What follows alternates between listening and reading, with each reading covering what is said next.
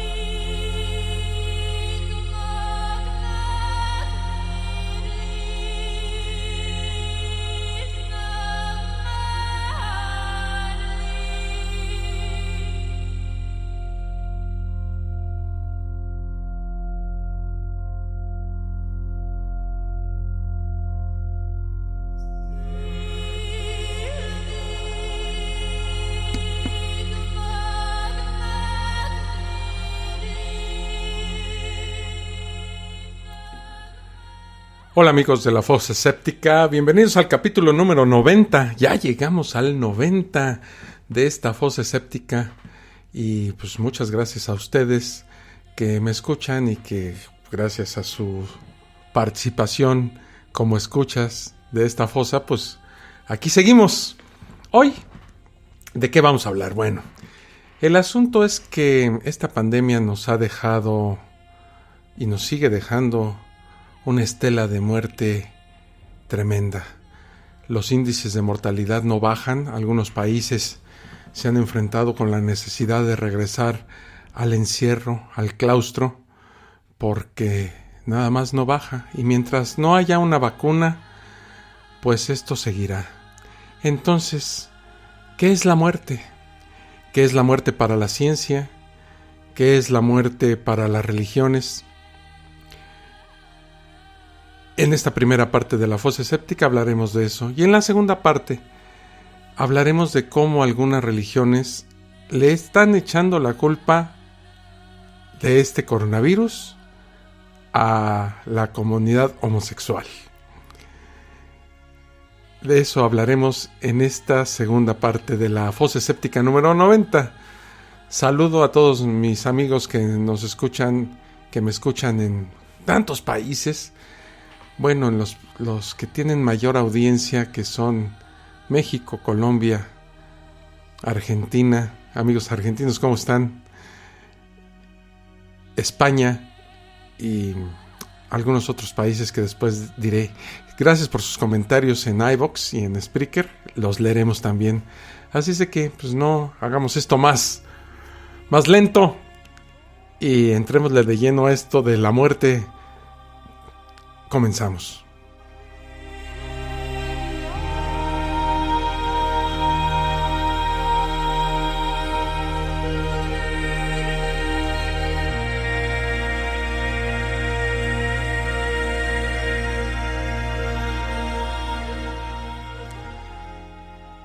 Analizando la muerte. ¿Qué es la muerte para la ciencia? La muerte es para la ciencia un proceso fisiológico más, como los hay otros, inevitable e irremediable. Sin embargo, los mecanismos y la definición de la muerte aún causan controversias. La muerte es, en esencia, la extinción del proceso homeostático y por ende el fin de la vida. Suceso obtenido como resultado de la incapacidad orgánica de sostener la homeostasis. Dada la degradación del ADN contenido en los núcleos celulares, la réplica de la célula se hace cada vez más costosa. Es decir, el momento cuando las células del organismo son incapaces de replicarse se denomina muerte. Históricamente, los intentos por definir el momento preciso de la muerte han sido problemáticos. Antiguamente se definía la muerte como el momento en que cesan los latidos del corazón y la respiración. Ello propició casos en los que los presuntos difuntos se levantaban de repente, ¿no? Y volvían a la vida con la consiguiente aparición de supersticiones y de uno que otro asustado. Pero el desarrollo de la ciencia ha permitido establecer que realmente la muerte es un proceso, el cual en un determinado momento se torna irreversible. Hoy en día, cuando es precisa una definición del momento de la muerte, se considera que éste corresponde al momento en que se produce la irreversibilidad de este proceso. Existen en medicina protocolos clínicos que permiten establecer con certeza el momento de la muerte, es decir, que se ha cumplido una condición suficiente y necesaria para la irreversibilidad del proceso de muerte. La muerte atribuida a causas naturales, también conocida como muerte biológica, se produce porque nuestro biosistema termodinámico es incapaz de obtener y manipular autónomamente su energía interna y la de su entorno, por haberse hecho dependiente de procesos espontáneos. La muerte es el estado final de cualquier biosistema, íntimamente vinculado a su máximo nivel en entropía, es decir, no dispone de energía útil, lo que supone un estado final irreversible. Así, un organismo muerto, incluyendo a los humanos, jamás retornará a la vida, ya que ello implicaría la violación de la naturaleza de la entropía, al haber alcanzado el máximo de ésta, según la tendencia de los procesos naturales o espontáneos. La ausencia de la generación de energía interna de una forma autónoma se produce por la falta de aporte de oxígeno y glucosa, que llevan a la muerte celular irreversible. Estos dos nutrientes, oxígeno y glucosa, son básicos y lo consiguen las células por medio del torrente sanguíneo, por lo que con su ausencia, o sea, la ausencia de un torrente sanguíneo, debido a diferentes procesos, cesa también su aporte. Las células nerviosas cerebrales necesitan un aporte elevado y continuo de dichos sustratos, pues contrariamente a lo que ocurre en otros órganos y tejidos, no tienen ninguna reserva energética. Después de un corto espacio de tiempo de privación de oxígeno, que oscila entre los 8 y los 20 minutos, las neuronas mueren irreversiblemente, y hay que suponer que nos encontramos ya en la situación que llamamos muerte cerebral. Ello determina la muerte biológica, ya que estas lesiones irreversibles hacen imposible la recuperación de la respiración y el pulso.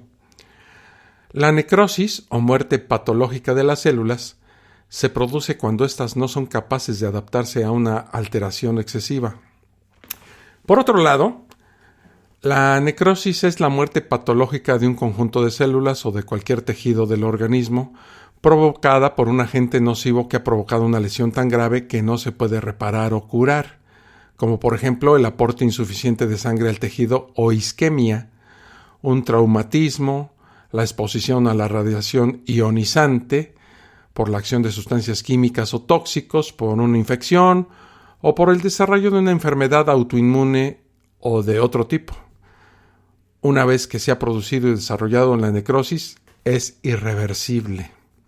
Aunque la célula tiene una extraordinaria capacidad de adaptación, cuando un agente externo o interno altera en gran parte su fisonomía, sobrepasando los límites de dicha adaptabilidad, surge la lesión celular que puede provocar la muerte celular o necrosis.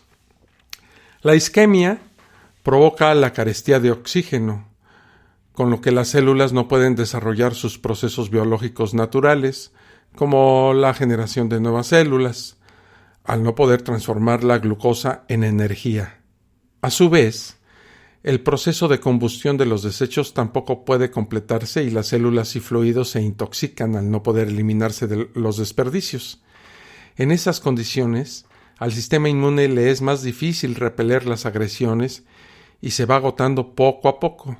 A este respecto, una de las zonas del cuerpo donde antes se manifiesta la falta de oxígeno es la piel, tornándose pálida, apagada y envejecida. Cuando los productos de la necrosis son colonizados por gérmenes, generalmente bacterias, se produce la putrefacción, con el desprendimiento de un olor desagradable característico por la descomposición de las grasas y proteínas.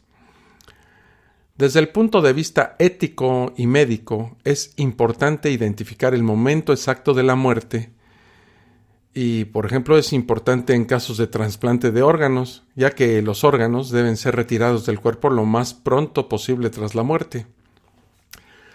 Tradicionalmente se ha definido la muerte como el cese de todas las funciones corporales, inclusive la respiración y el latido cardíaco.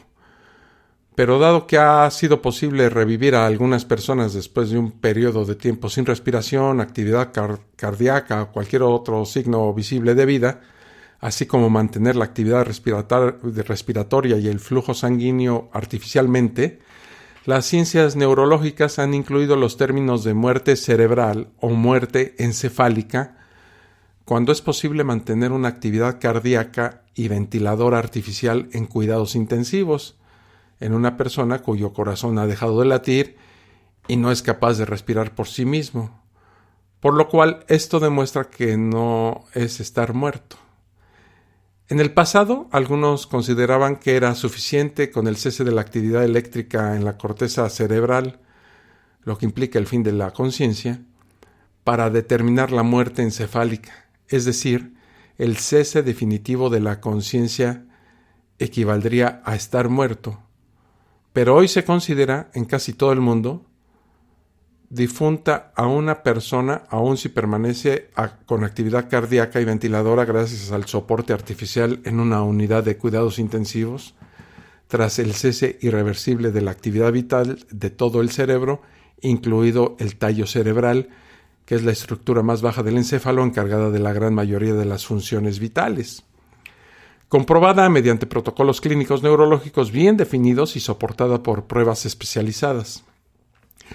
Para realizar el diagnóstico de muerte encefálica debe satisfacerse el criterio cerebral o encefálico para diagnóstico de muerte, es decir, la comprobación del cese irreversible de la función del encéfalo como un todo, no necesariamente de todas las neuronas, aún en presencia de un funcionamiento cardiovascular y ventilatorio artificial.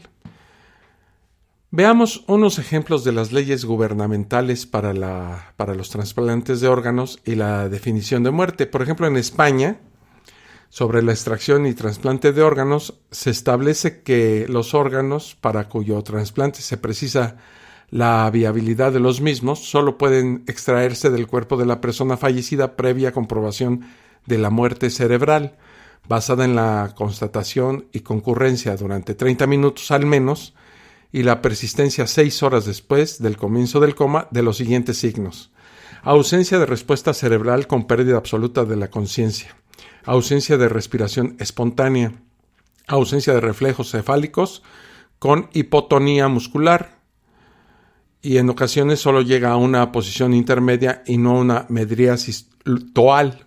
Estos en términos médicos que yo no muy bien entiendo. El electroencefalograma plano, o sea, la que se considera en inglés como flatline, ¿no?, demostrativo de incapacidad o de actividad bioeléctrica cerebral. Los citados signos no serán suficientes ante situaciones de hipotermia inducida artificialmente o de administración de drogas depresoras del sistema nervioso central. Por ejemplo, en Colombia, el Ministerio de la Protección Social establece que en el diagnóstico de muerte encefálica en adultos y niños mayores de 2 años, previo a cualquier procedimiento destinado a la utilización de componentes anatómicos para fines de trasplantes, o sea, de trasplantes de órganos, pues, deberá constatarse por lo menos la existencia de los siguientes signos: ausencia de respiración espontánea, pupilas persistentemente dilatadas, ausencia de reflejos pupilares a la luz, ausencia de reflejo corneano, ausencia de reflejos óculo-vestibulares, ausencia de reflejo faríngeo o nauseoso y la ausencia de reflejo tusígeno. Bueno, todos estos signos vitales o la falta de ellos supone que la persona está muerta, o como en mi caso, con una borrachera de 3 días. Bueno, vamos a hacer una pausa y ya que vimos cómo es esto de la muerte para la ciencia, con términos a lo mejor incomprensibles para nosotros que somos pues ya realmente como de un conocimiento médico promedio, ¿verdad? Bueno, el asunto es que ya vimos para la ciencia qué es la muerte. Vamos a hacer una pausa y le entramos de lleno para ver ¿Qué es esto de la muerte según las religiones? Nos vamos a sorprender mucho y en algunos casos nos vamos a asombrar, ¿verdad? Y nos va a sacar una sonrisa. Así es que ahorita regreso, no me tardo, 30 segundos y sigue la fosa escéptica. Estás escuchando La Fosa Escéptica, un lugar para ejercitar la mente.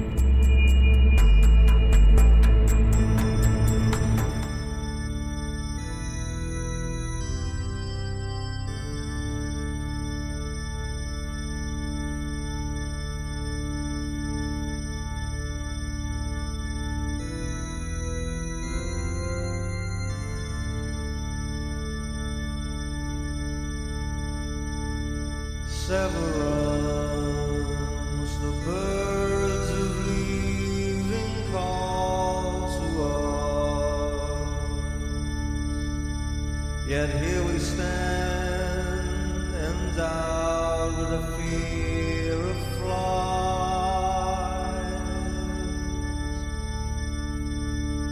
Overland, the winds of change consume the land, while we remain in the shadow of summers now past. La muerte es la muerte. Pero, ¿qué es la muerte para el cristianismo? Bueno, pues la muerte nos llega, ¿no? Y nos llega a todos, tarde o temprano, ricos o pobres, creyentes o ateos, altos o chaparros, gordos o flacos, güeritos o morenos, sin excepción.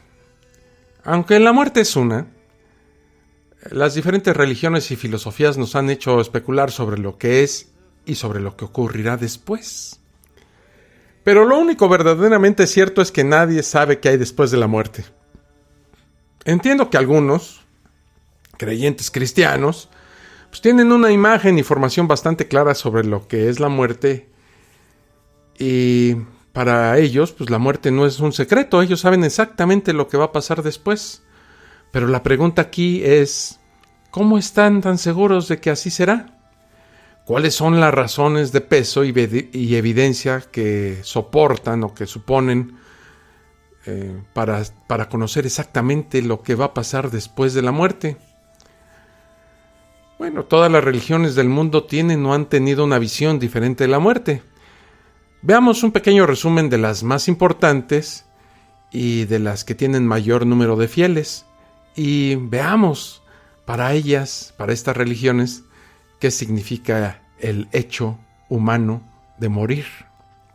Para el judaísmo, bueno, la muerte es la huida del sufrimiento de la vida o el descanso. Los judíos ortodoxos decían que un ángel en el hombro derecho registraba las buenas obras, mientras que un ángel en el hombro izquierdo registraba las malas. En el juicio se comparan estas dos listas, ¿verdad? Y se decide su suerte. Esta, pues, viene siendo pues una segunda muerte. Mas en el día del juicio final, las almas volverán a levantarse.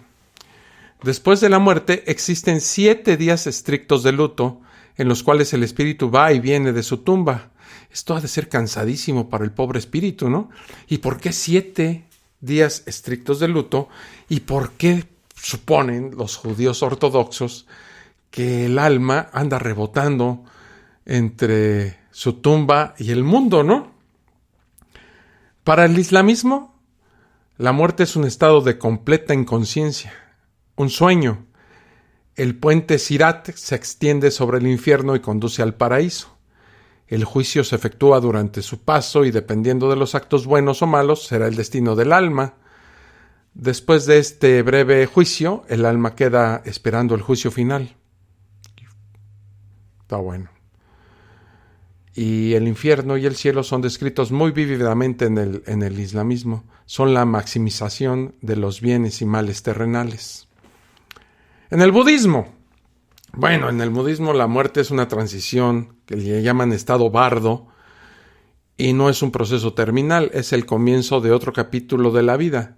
Es en el nirvana el sufrimiento termina. Esta es la meta última, apagarse o extinguirse. En el juicio se ve afectado por la vida que acaba de terminar, por el estado de ánimo en el momento de la muerte y por el modo en que transitarán los desafíos venideros. O sea que si usted es budista, tiene que morir con un estado de ánimo bonito, ¿verdad?, para que le vaya bien en el juicio que va a tener. Según el budismo, 4 días después de morir, el alma se desprende del cuerpo y deberá realizar una serie de éxitos frente a los desafíos cada vez más terroríficos a fin de escapar de la rueda de la vida. El samsara es el ciclo de nacimientos y muertes sucesivos de un ser dentro de las diferentes formas de existencia, regido por el karma, mientras no haya logrado su liberación del mismo y entrado al nirvana.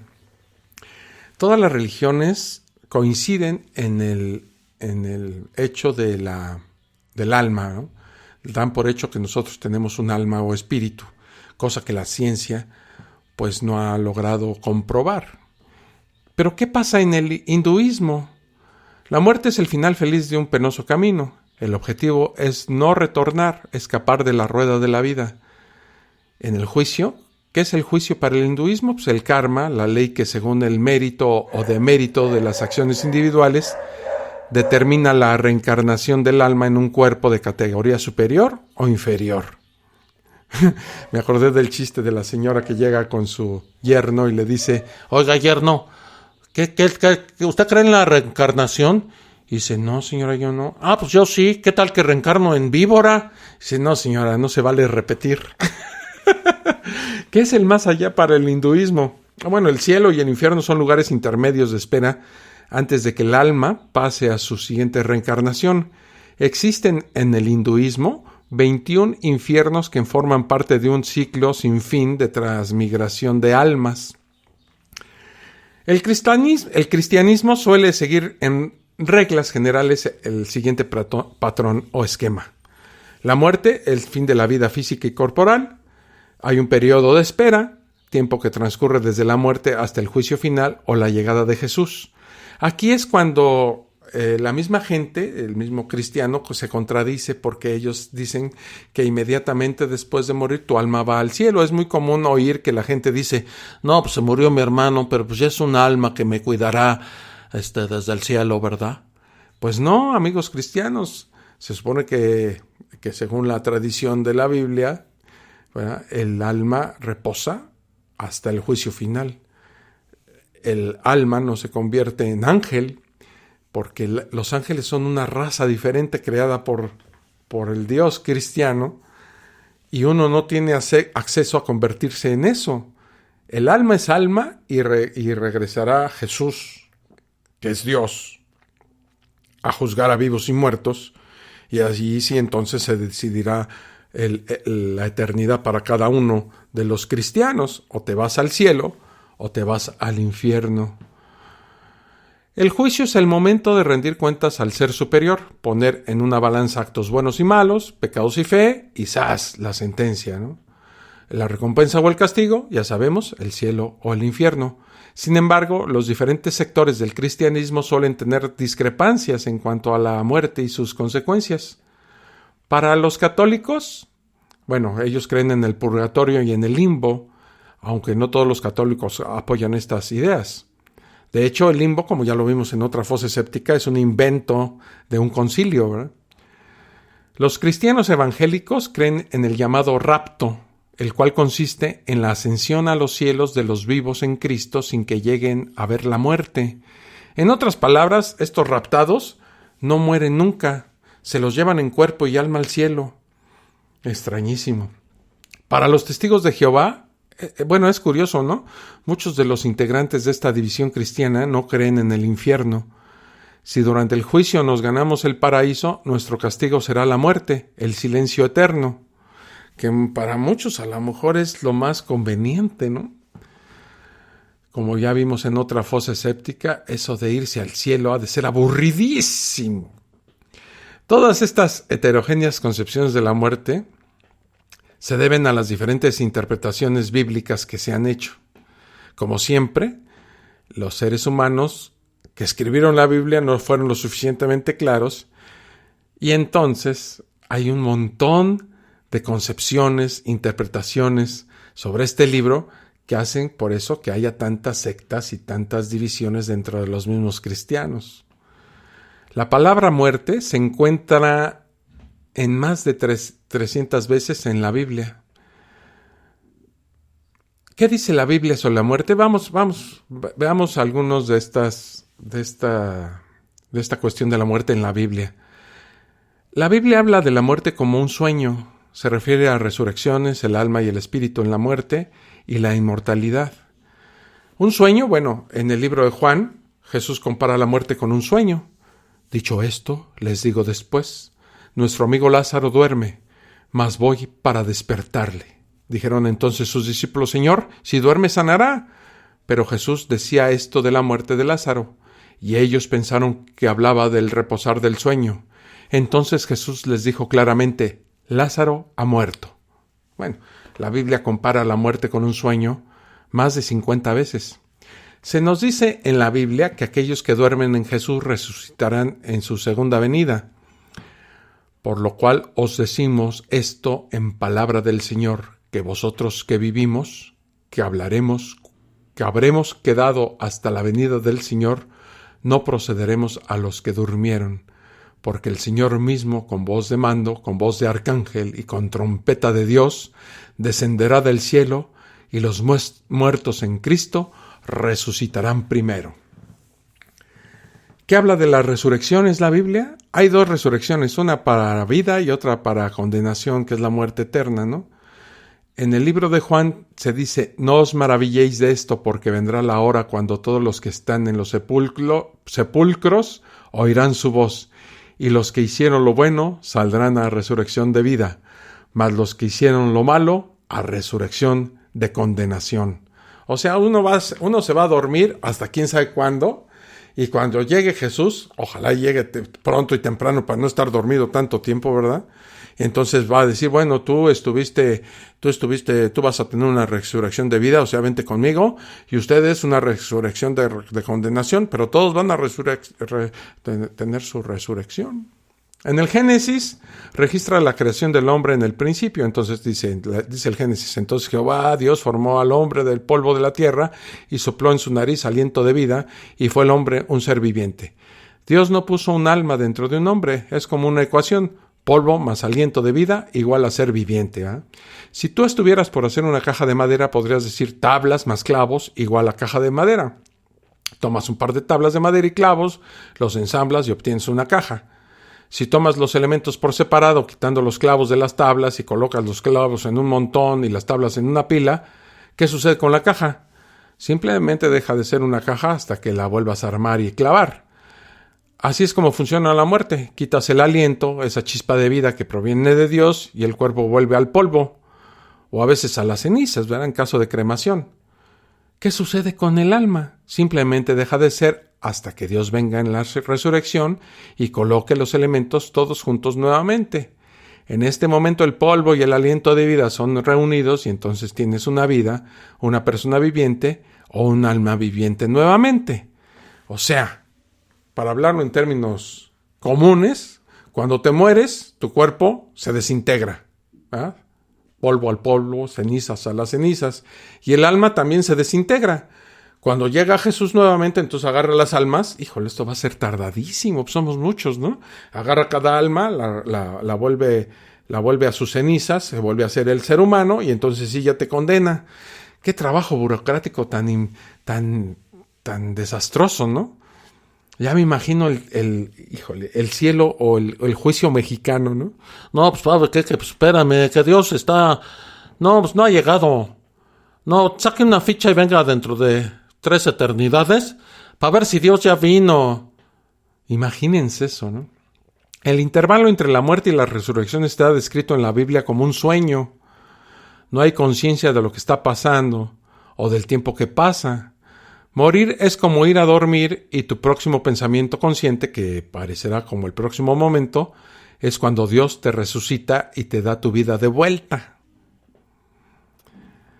Pues a los que nos gusta dormir, esto suena realmente atractivo. ¿Y el alma y el espíritu en la muerte? Bueno, en el Eclesiastés dice que el cuerpo vuelve al polvo y el espíritu o aliento de vida vuelve a Dios. Pero Job dice que el espíritu es lo mismo que el aliento de vida de Dios o su poder. En los Salmos dice, pues sale su aliento y vuelve a la tierra. En ese mismo día perecen sus pensamientos. Los muertos no alaban a Dios. Los muertos nada saben, porque los que viven saben que han de morir, pero los muertos nada saben, ni tienen más paga, porque su memoria es puesta en el olvido. O sea, es una gran pausa, ¿no? Tú te mueres y ¡pum!, te aprietan el botón de pausa hasta ver cuándo se le ocurre a Dios bajar para resucitarte y entonces sí decirte, no, pues si te portaste mal, te vas para el infierno. No, pues si te portaste bien, entonces vienes al cielo. Así está el asunto. Todas las gentes cristianas que dicen que cuando mueren se van directamente al cielo, pues no saben de estos burocráticos trámites que hay que cumplir para regresar, ya sea para irte al cielo o al infierno. Así yo como veo las cosas, esto es de despacito y de tener mucha paciencia, ¿eh?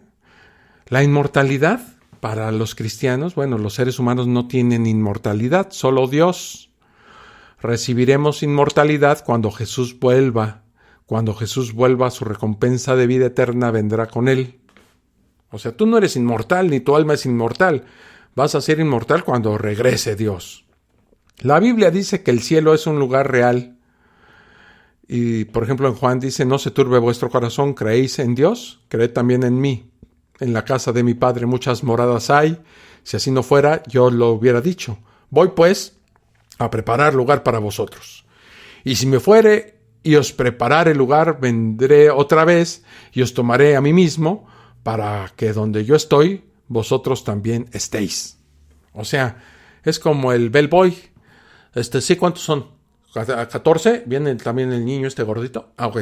Bueno, ahorita vengo, voy a prepararles la recámara, que viene siendo como el lugar donde van a estar, y ahorita regreso por ustedes, no, nada más no se me muevan, porque luego se hace un desmadre aquí, quédense aquí juntitos, y ahorita regreso.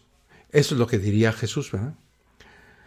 La Biblia nos dice que varias personas han podido vencer a la muerte resucitando en forma milagrosa, pero estos resucitados irremediablemente han vuelto a morir. Vamos a recordar el caso de Lázaro, ¿no?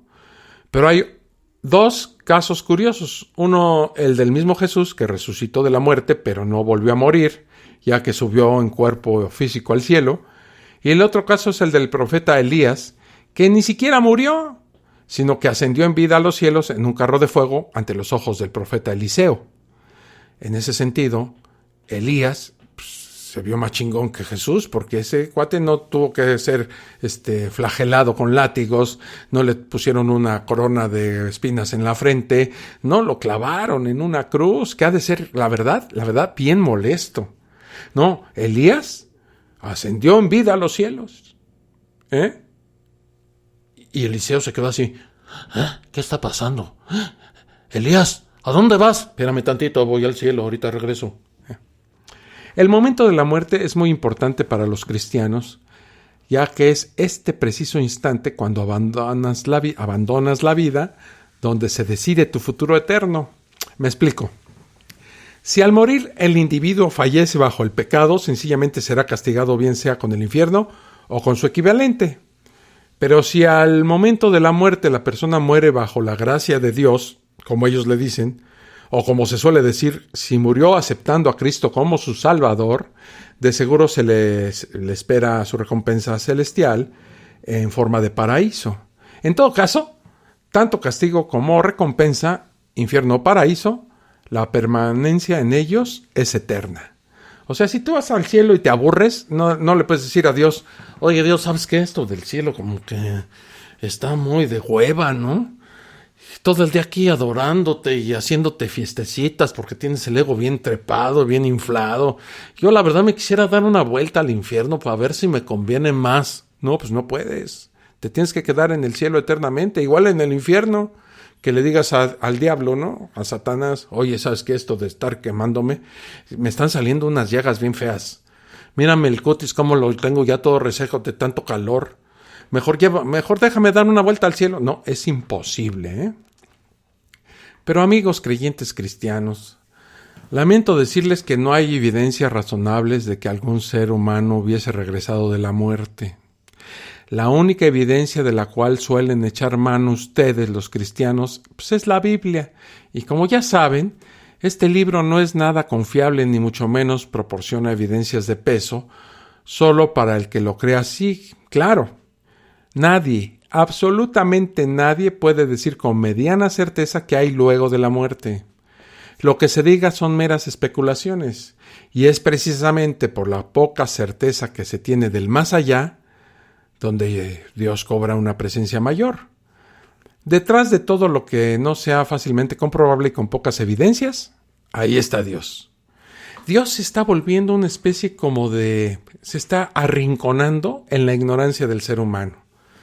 Pues nada más hablar de, por ejemplo, todos los dioses que teníamos antes como civilización, Thor, Zeus, Poseidón, Huitzilopochtli. En cada región del mundo había dioses que correspondían a circunstancias naturales inexplicables para el individuo de esas épocas.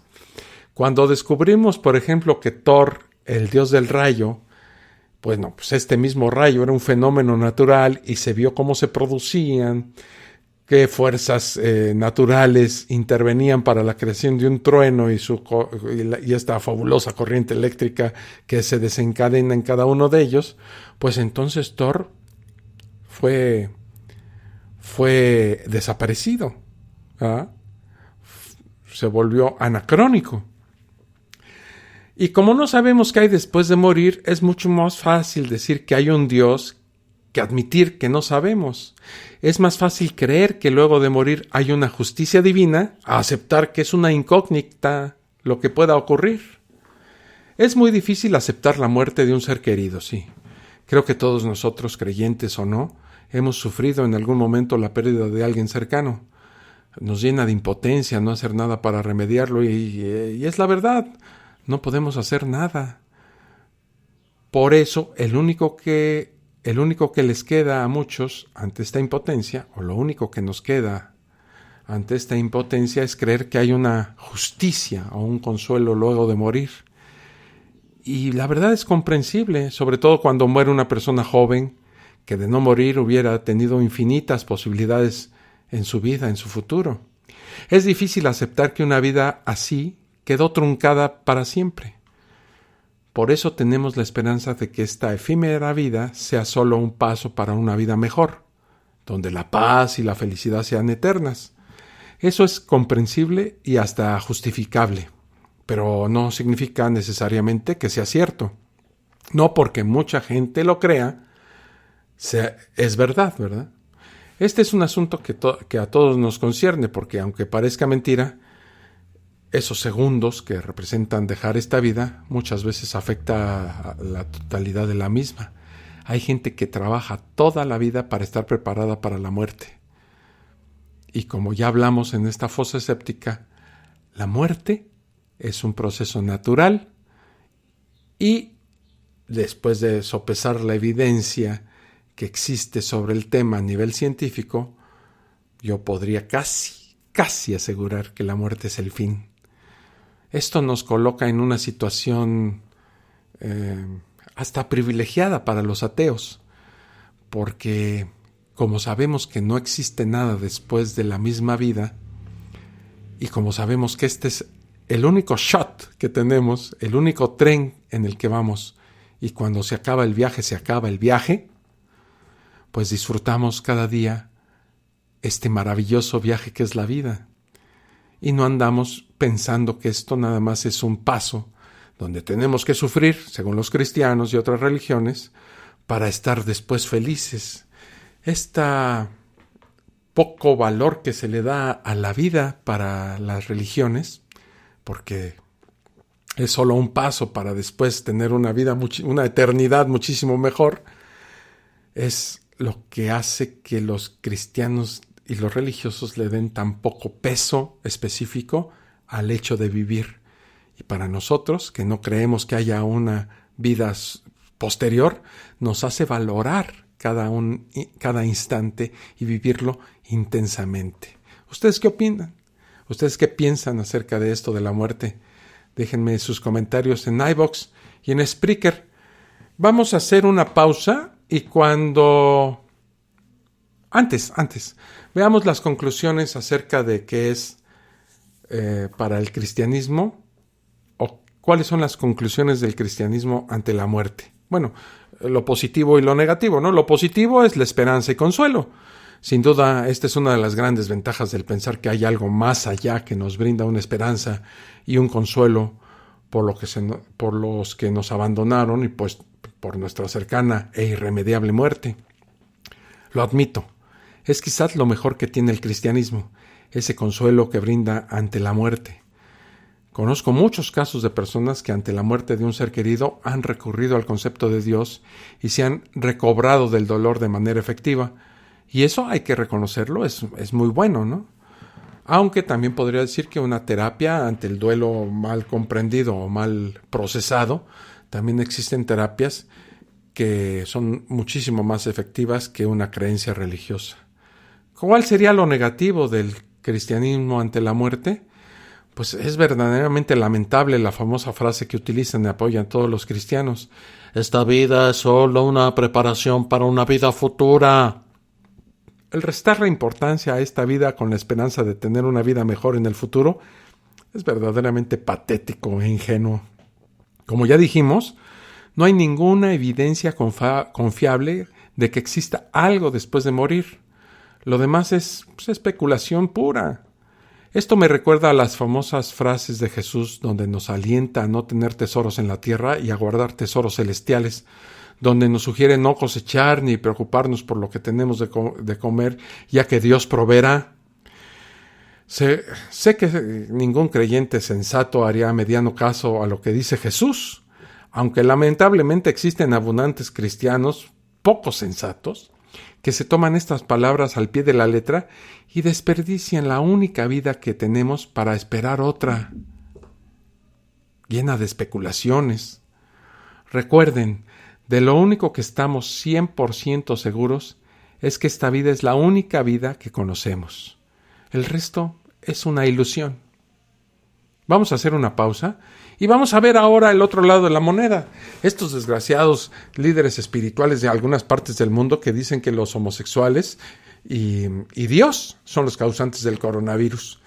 Vamos a hacer una pausa, regresamos para ver estos infames. No se vayan. Estás escuchando La Fosa Escéptica, un lugar para ejercitar la mente.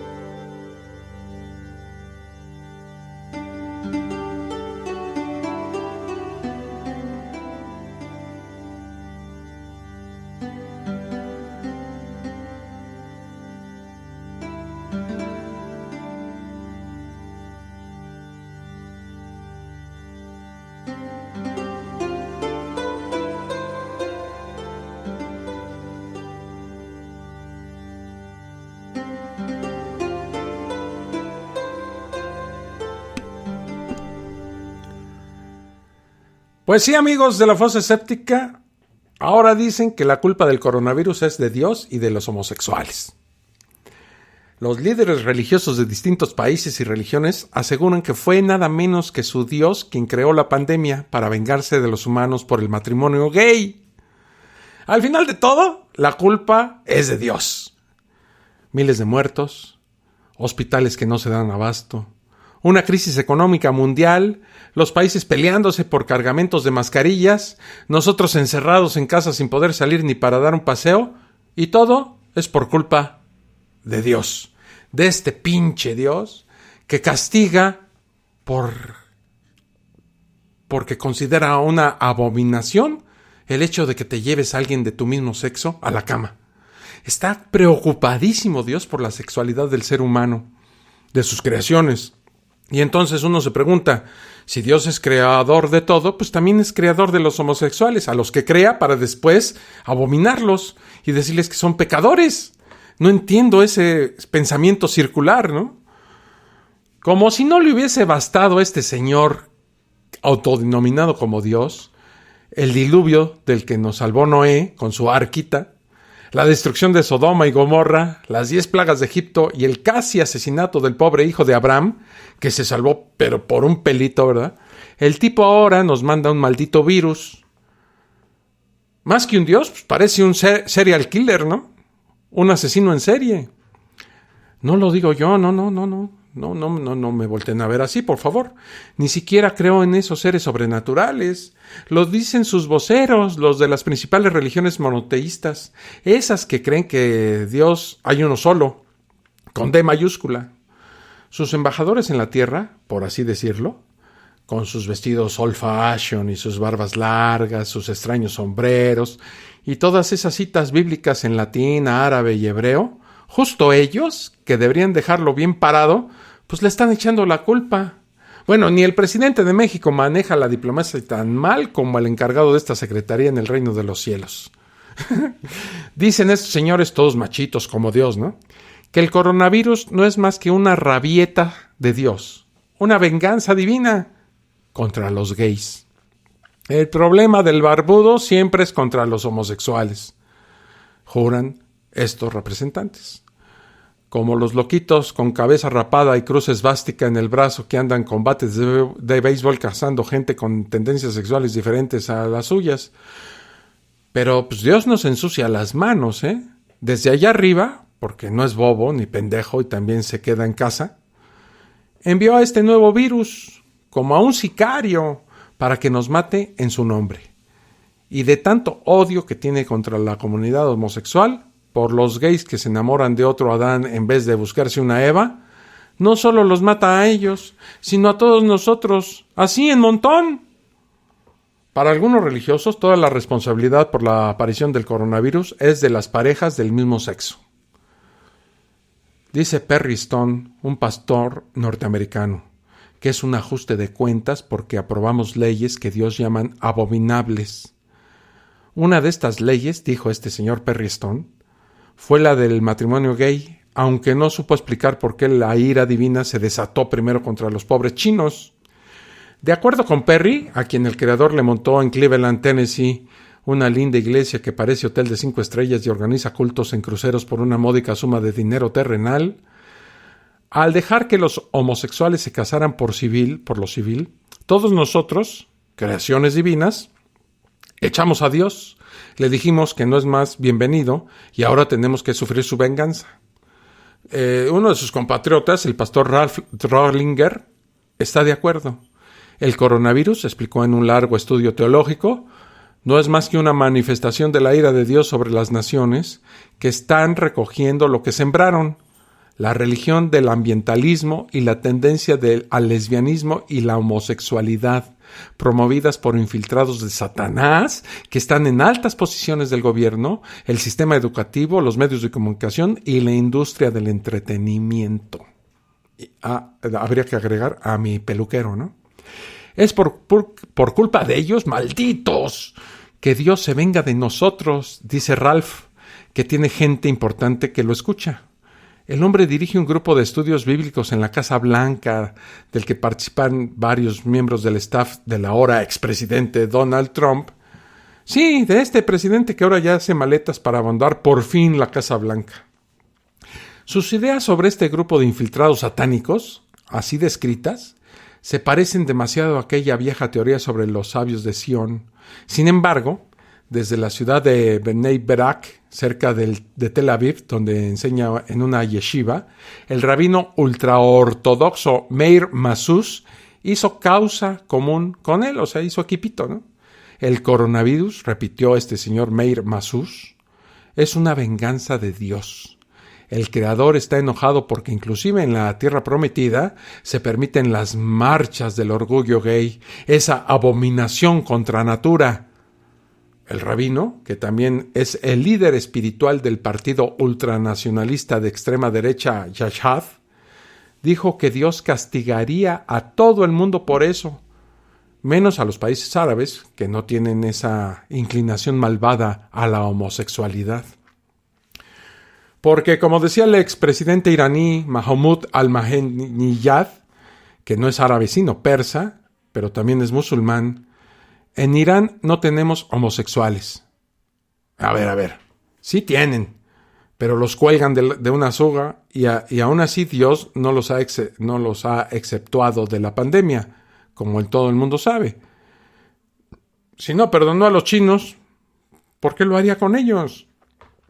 Al otro lado de la frontera, en Irak, el clérigo chií Muqtada al-Sadr, así se llama, un buen amigo de los iraníes, también se puso de acuerdo con los pastores del satánico imperio y hasta con Masús, por más israelí que sea, y con lo mal que se llevan.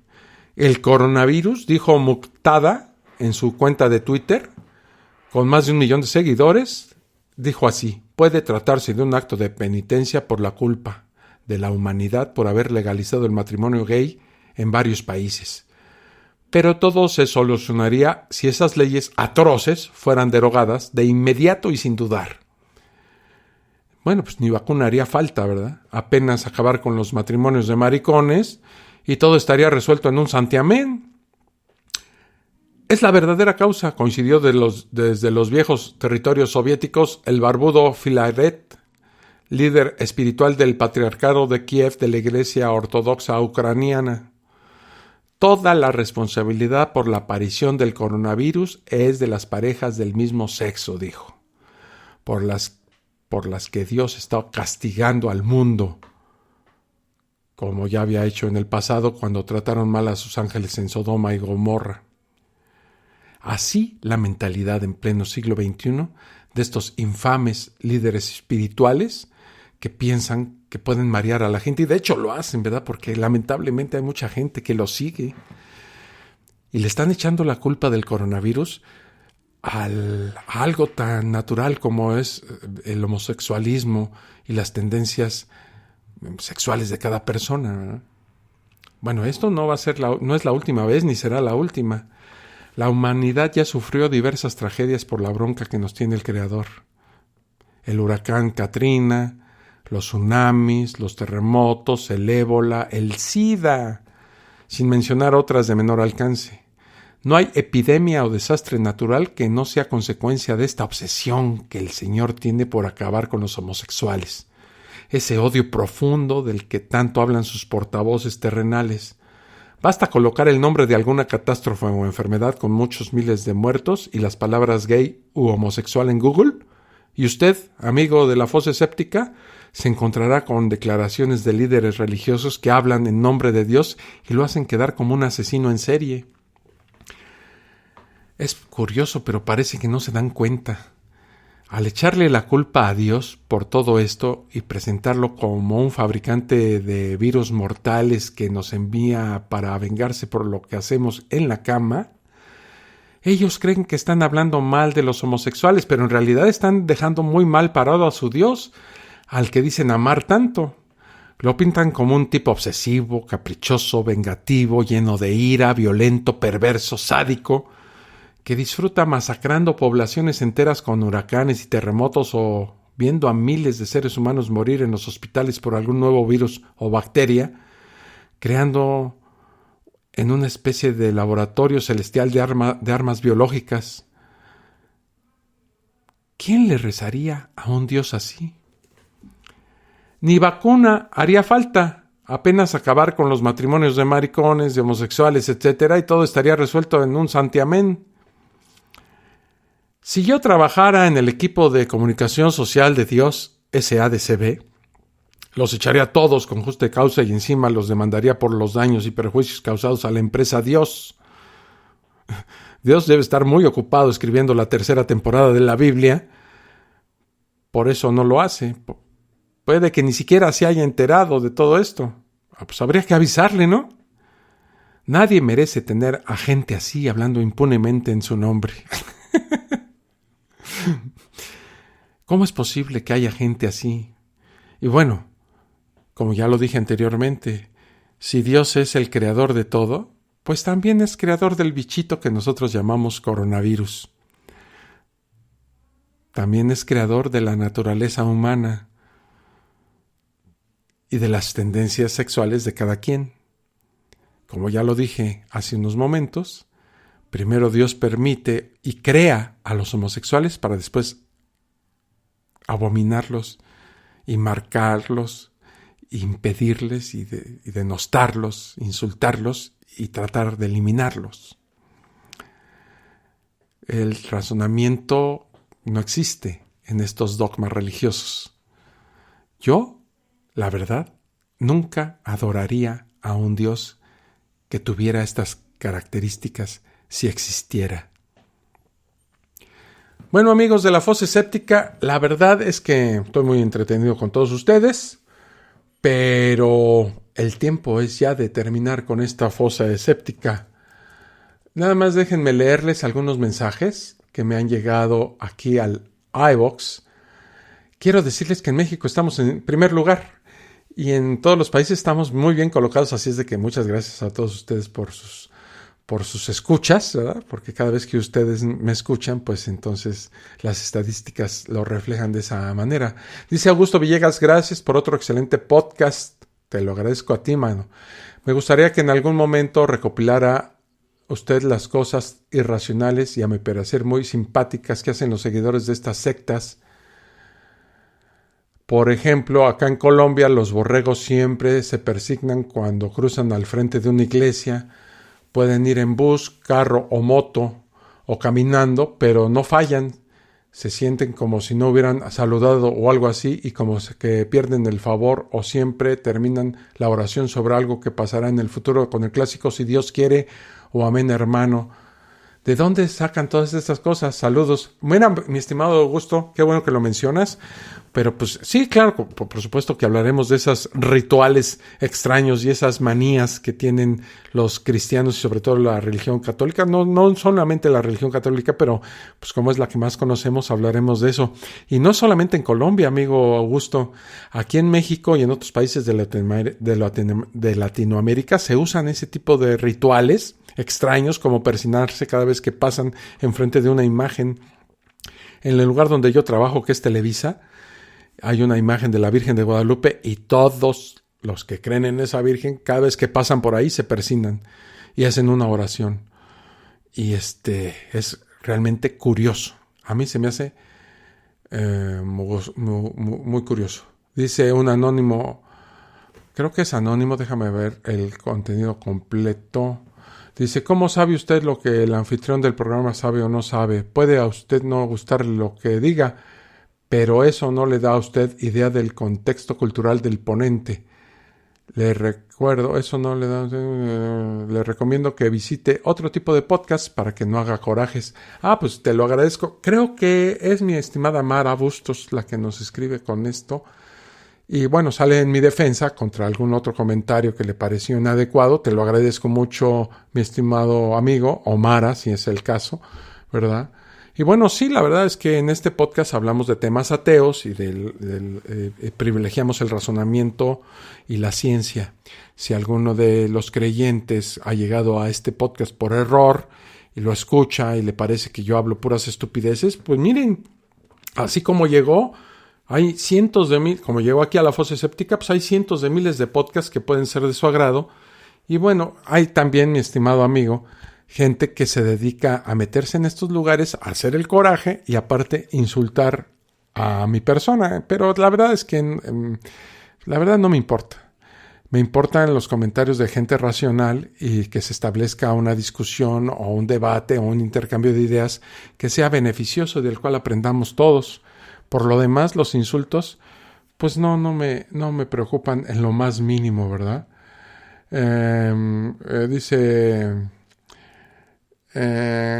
Dice un anónimo, si Nietzsche está en el infierno y si el infierno de todo existe, con gusto voy. Pues la verdad es que en el infierno debe haber gente interesantísima si es que existe un lugar así, ¿verdad? Dice centromedoateopática. así se firma este comentario. Dice: detesto este programa. No sé por qué siempre aparece en mi lista. ¿Cómo hago para bloquearlo? Bueno, a lo mejor no has encontrado el botoncito de eliminar, mi estimado centro medioateopática. Pero en cualquier momento puedes dejar de recibir las notificaciones de que tengo un podcast en estas plataformas. Entonces, pues la verdad es que como llegaste te puedes ir. La verdad es que aquí, como te digo, privilegiamos el razonamiento. Y si no te gusta ese tipo de cuestiones, bueno, podrías defender tu posición religiosa o de creyente con argumentos y entonces se arma un debate sabroso. Inclusive te podría invitar como invitado, invitada a uno de los podcasts para que de viva voz podamos tener un debate acerca de estas ideas religiosas. Y no soy muy apto para los debates, la verdad lo declaro, ¿verdad? Lo confieso que no soy muy bueno para los debates, pero bueno, he leído un poco y de alguna manera podríamos intentarlo. Dice otro, pero ¿quién es ese Carol Godzilla? Qué bonito, Carol Godzilla.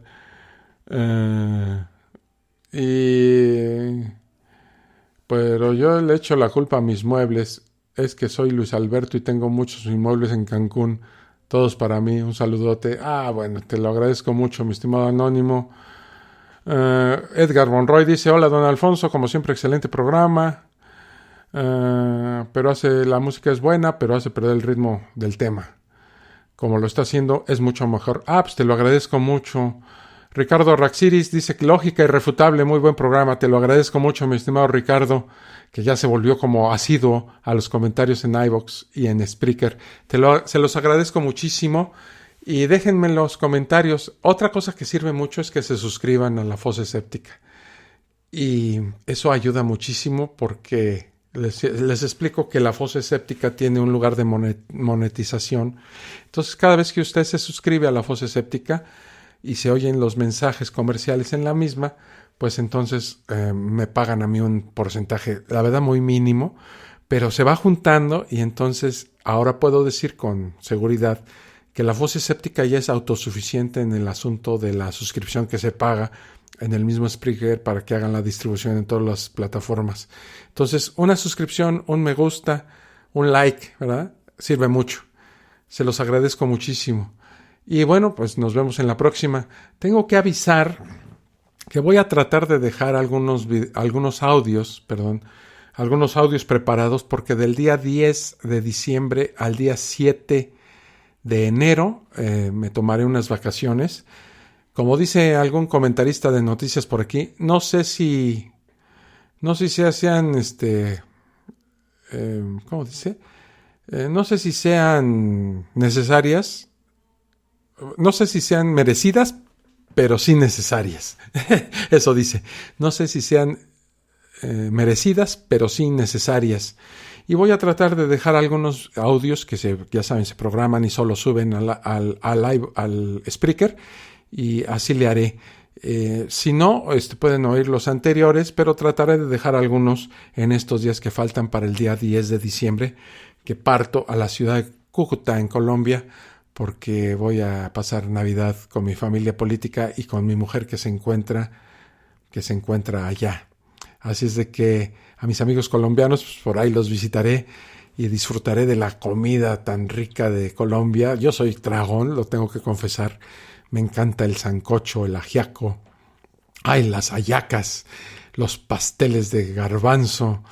Híjole, la carne que es deliciosa, ¿no? La morcilla, el chicharrón, el pan de, ¿cómo le dicen? El pan de bueno. Y ese rollo con jamón y queso, híjole, qué cosa tan deliciosa, ¿no? Bueno, pues ahí nos veremos en Colombia. Por lo tanto, nos vemos. Ya vamos a llegar a las 100 fosas, por cierto. Nos estamos viendo en la próxima Fosa Escéptica. Saludos, que estén bien. Esto fue La Fosa Escéptica, un lugar para ejercitar la mente, con Alfonso Villalpando. Te esperamos en el próximo capítulo a través de Spreaker, Spotify, Apple Podcasts y iVoox.